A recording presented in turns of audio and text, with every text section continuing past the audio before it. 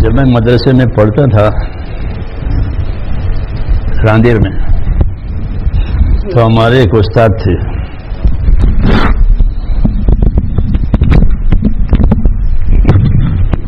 درجہ قرات کے. آپ لوگ تو کلاس بولتے ہیں نا، ہم کلاس نہیں بولتے، قاری کلاس، حافظ کلاس، کلاس نہیں. ہماری مادری زبان یہ ہے درجہ تجوید. تو ہمارے درجہ تجوید کے وہ استاد تھے قاری عبدالرحمن صاحب رنگونی. بہت شفیق تھے ہمارے اوپر. تو ایک دفعہ وہ گجرات کسی ضلع میں گئے، راندیر میں تو تھے ہی. وہاں سے جب واپس آئے تو انہوں نے ہم طلبا کو ان کی اپنی مسجد راندیر میں ان کی مسجد تھی، ہم کو جمع کیا اور گشت کرنے کی ترغیب دی. وہ ہمارے لیے پہلی بات تھی. وہ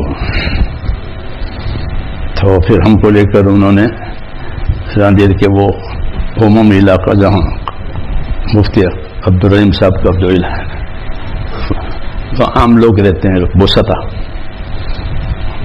تو ان میں گشت کرنے کے لیے لے گئے تھے. گشت کروایا، پھر گشت کے بعد بات بھی کروائی. یہاں سے ہماری تبلیغ شروع ہوئی تھی عملی. پھر مدرسے سے فارغ ہونے کے بعد میں گاؤں میں تھا، تو ایک جماعت آئی، پیدل جماعت چل رہی تھی بمبئی سے کلکتہ. جماعت چلتی جماعتیں 4 مہینے کے لیے پیدل. تو مسلم دیہاتوں میں جہاں زیادہ آبادی ہو تو ریل کی پٹڑی سے سائڈ پر پٹری پر وہ چلتے ہیں. تو وہ ہمارے گاؤں میں بھی آئے دیولا میں. اس میں ایک نو مسلم تھے عبدالرحمن ملنگ، وہ اسلام لائے تھے. تو وہ اپنا اسلام لانا اور اسلام لانے کے بعد بھی جماعت میں لگنا یہ ایک کارگزاری سناتے تھے.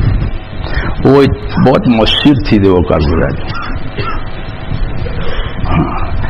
عمل کے بعد جو چیز وجود میں آتی ہے اس کے تاثرات ان کے اور ان کی قربانیاں، اور تو وہ میں نے اپنی مسجد میں سنی گاؤں میں. تو مجھ پر بہت اثر ہوا اس کارگزاری کا، اور نہ پہلے میں مانتا نہیں تھا اس کو. جی ہاں، لیکن اس کی کارگزاری سے میرا دل بہت متاثر ہوا. میں نے بہت دعائیں مانگی اللہ سے کہ بھائی یہ کام تو کرنا چاہیے. پھر سن 62 کے آخر میں، 62 جانتے ہو نہیں، اسنان 60 انگریزی نہیں آتی.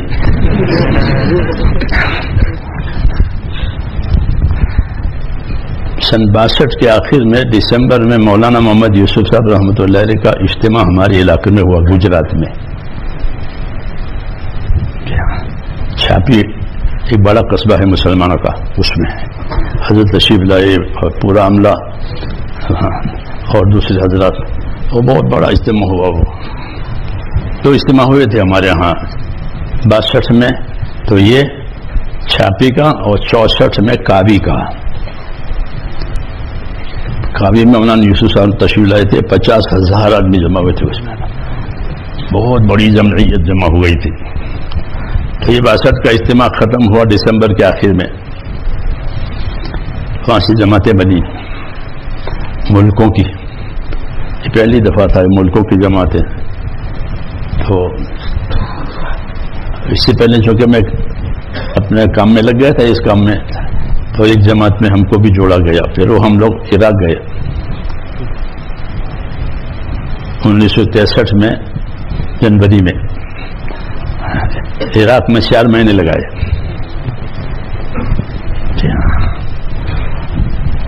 شمالی عراق میں عام طور پر موصل مشہور شہر ہے، اس کے اطراف میں زیادہ تر سنی حضرات رہتے ہیں. بغداد میں بھی. تو یہ ہم نے 4 مہینے پورے کیے بغداد میں، موصل میں. تو کام بالکل ابتدائی درجے میں تھا، ہم بھی ابتدائی درجے میں تھے، پہلی دفعہ نکلے تھے. کچھ نوجوانوں کو تشکیل کر کے اپنے ساتھ کرتے تھے، ان کو کام سکھاتے تھے. اس طرح یہ 4 مہینے پورے ہوئے. 4 مہینے پورے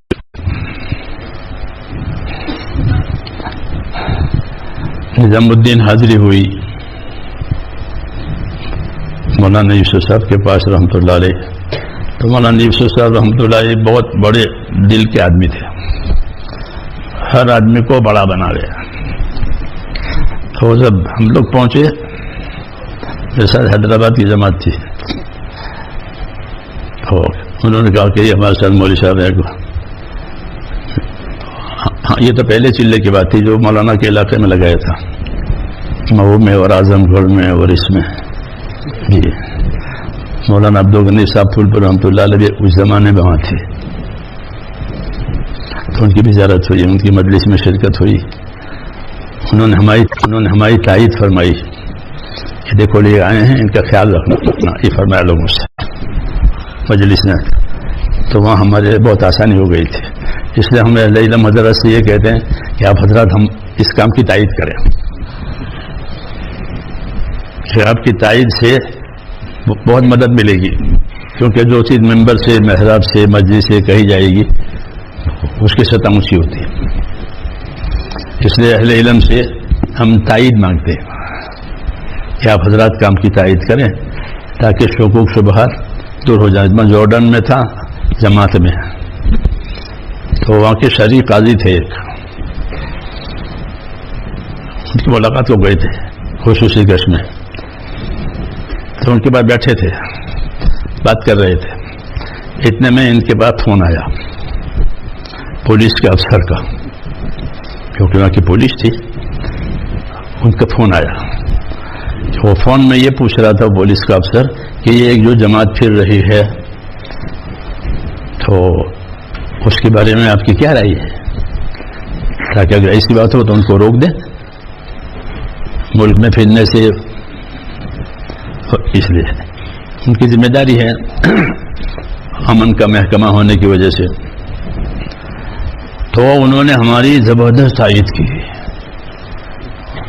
وہ شرعی قاضی چونکہ مدینہ منورہ میں پڑے ہوئے تھے، وہاں سے وہ کام سے متعارف ہوئے تھے، شرعی قاضی تھے وہ. انہوں نے اس کو فون پر کہا ہؤلاء ربانیون خلیہم. تو آج تک وہاں کوئی رکاوٹ نہیں آئی، اور جارڈن میں بہت اچھا کام ہے. ابھی تو یہ حالات کی وجہ سے کچھ اضمحلال آیا، ورنہ بہت اچھا کام. میں نے خود سال لگایا تھا وہاں، 1.5 سال لگایا تھا.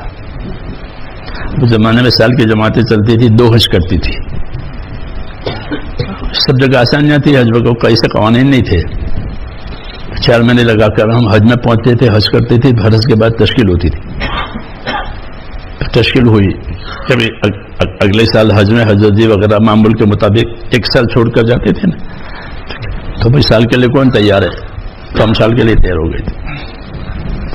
تو پھر وہ سعودیہ، عربیہ اور اسی طریقے سے قریب کے ممالک عراق، شام، لبنان، ان میں سال لگایا. پھر سال لگا کر دوسرا حج کیا. تو 1.5 سال کی تشکیل ہوتی تو 19 مہینے ہو گئے. اس کے بعد سے اللہ نے ہم کو چلا دیا. پھر نظام الدین گئے، وہاں سے فارغ ہونے کے بعد، اور نظام الدین میں رہنے کے بارے میں مشورہ ہو کہ نظام الدین میں قیام کرے. یہ میں اپنی سناتا ہوں آپ کو.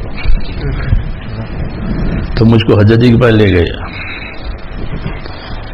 کہ یہ یہاں رہنا چاہتا ہے. تو حجاجی نے مجھ کو ایک قصہ سنایا کہ ایک لڑکا تھا، وہ کبوتر اڑاتا تھا. تو اس کے باپ نے اس کو تنبیہ کی کہ کبوتر نہیں اڑانا، کبوتر اڑاؤ گے تو روٹی نہیں ملے گی. اس نے باپ سے کہا کہ روٹی ملے نہ ملے کبوتر تو اڑانے ہیں. یہ طریقہ ہوتا ہے بڑوں کا، ایک قصہ سنا کر اس پر سے پھر آگے لے جاوے. تو مجھے فرمایا کہ ایسا ہو کہ کبوتر اڑانے ہیں، روٹی ملے نہ ملے، ایسا فیصلہ ہے کام کرنے کا، تب تو یہاں رہو. یوں یہ مطلب تھا کہ جیسے کوئی لڑکے نے کہا کہ روٹی ملا نہ ملے کبوتر تو اڑانے ہی ہیں، تو اگر ایسے کبوتر اڑانے ہیں تو یہاں رہو. تو اس طرح سے مجھے کوئی ترغیب بھی دی، مجھے اس کی دعوت بھی دی، اور اصل صورتحال سے آگاہ بھی کیا کہ یہاں رہنے میں کوئی اکرام اعزاز اس کی وہ نہیں ہونی چاہیے، روٹی ملے نہ ملے کام کرنا ہے. تو اس طرح اللہ ان کو جزائے خیر دے، ہم کو انہوں نے چلایا. جی ہاں، اور جم گئے. ہر کام میں پہلے رکاوٹیں آتی ہیں، پھر مددیں آتی ہیں. حق جو امر حق ہوتا ہے اس کی ابتدا ناگوانیوں سے ہوتی ہے. جی ہاں، چونکہ جنت ناگوانیوں پر ہے، تو حق کی ابتدا ناگوانیوں سے اور انتہا کامیابیوں سے. یہ مولانا یوسف صاحب فرماتے تھے کہ کوئی چیز ہو حق ہو اور اس پر کرنا ہے تو ناگوانیوں کے لیے تیار رہو. ناگوانیاں آئے گی، ہاں اس کو برداشت کرنا ہے اور کام کرنا ہے، تو پھر کام کی ترقی بھی ہوگی، اپنی تربیت بھی ہوگی. ہاں یہ مطلب تھا. تو الحمدللہ پھر وہاں رہنا ہوا، جمنا ہوا. شروع میں مجھے ایک سبق بھی پڑھانے کے لیے کہا، وہ فضائل اعمال تھا. ایک دو لڑکے تھے شہر کے، اس کو پڑھاتا تھا. پھر آگے ترقی ہوئی، پھر فارسی پڑھائی، پھر عربی پڑھائی، پھر آخر تک بڑا فائدہ وہ ہوا کہ وہاں جمنے سے پڑھنے پڑھانے کا سلسلہ ملا. وہ جماعتوں کو بھی لے کر کے جاتا تھا. عرب جماعتیں آتی تھی، وہ اکثر ہماری ذمہ داری ہوتی تھی. عربوں کے ساتھ رہتے تھے، ان کو کام سمجھاتے تھے، اور عرب اکثر ناواقف آتے تھے، وہ تنگ کرتے تھے. جی ہاں، خصوصاً کیونکہ سفر میں آدمی کھل جاتا ہے کہ کیسا ہے، سنجیدہ ہے غیر سنجیدہ ہے، وہ سفر میں اور پڑوس میں معلوم ہو جاتا ہے. تو وہ سفر میں وہ کھل جاتے تھے، تو وہ تنگ بھی کرتے تھے. لیکن جو ہم نے کام ذمہ لیا تھا، اس لیے تو الحمدللہ پھر بعد میں وہ بھی جب ان کو سمجھ میں کام آ گیا اور وقت گزرا، تو وہ بھی کام کا بھی احترام کرنے لگے، کام والوں کا بھی احترام کرنے لگے، ہندوستان پاکستان کا بھی احترام کرنے لگے. یہ ہوا. تو اس طرح اللہ تعالیٰ نے ہم کو چلایا ہے.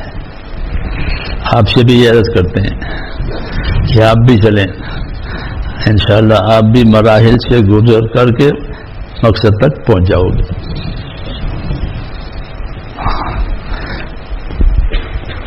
کیونکہ یہ پڑھنا پڑھانا جو ہے وہ جس طرح اپنے لیے ہے، پوری امت کے لیے ہے. ہاں، پوری امت کے لیے ہے. علم اللہ نے جو نازل کیا ہے وہ پوری امت کے لیے ہے. پوری امت کی ہدایت اس میں ہے، بلکہ پوری انسانیت کی ہدایت ہے. کہ ایمان اور علم دو بنیادیں اصلی ہیں. اسی کے لیے حضرات انبیاء کرام آتے ہیں کہ لوگوں میں صحیح ایمان آوے، اللہ سے صحیح تعلق پیدا ہو جائے، اللہ کا حق ادا کرنے کا جذبہ بنے، پھر اللہ جن جن کا حق بتاوے ان کا حق ادا کریں. کیونکہ علم جو آتا ہے نبیوں کا، وہ تو حقوق کی ادائیگی اور حقوق کی معرفت کے لیے ہوتا ہے. اس میں اللہ کا کیا حق ہے، نبی کا کیا حق ہے، کتاب کا کیا حق ہے، اور مخلوق کا کیا حق ہے. علوم انبیاء بڑی بات اس میں یہ ہوتی ہے، کیونکہ دنیا کو اللہ نے دار الحقوق بنایا ہے اور آخرت کو دار الاجور قرار دیا ہے. یہ ترتیب ہے.